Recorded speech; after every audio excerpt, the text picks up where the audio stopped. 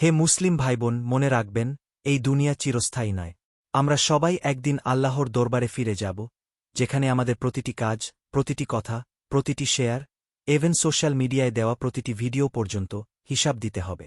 মানুষ যা দেখে, যা শোনে এবং যা অন্যকে দেখায়, সবকিছুরই একটি প্রভাব আছে, আর আল্লাহ তাআলা সেই প্রভাবের ওজনও হিসাব করবেন। তাই নিজের চোখকে হারাম থেকে বাঁচান, কানকে নিষিদ্ধ কথা থেকে দূরে রাখুন, এবং জিহ্বাকে সত্য, ন্যায় ও উত্তম কথায় ব্যস্ত রাখুন। আপনি যা দেখেন, তা যেন আপনাকে আল্লাহর কাছ থেকে দূরে না সরিয়ে দেয়। আপনি যা শোনেন, তা যেন আপনার অন্তরকে গুনাহের অন্ধকারে না ডুবিয়ে দেয়।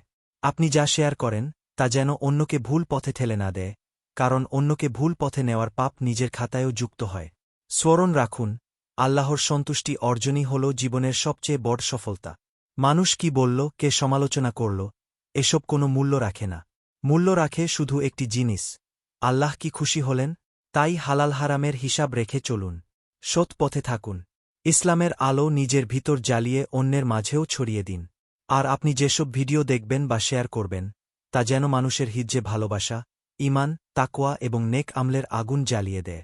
হে আল্লাহ, আমাদের চোখ, কান ও জিহ্বাকে হিফাজত করার তাওফিক দিন এবং আমাদের আমলকে কবুল করে নিন। আমিন।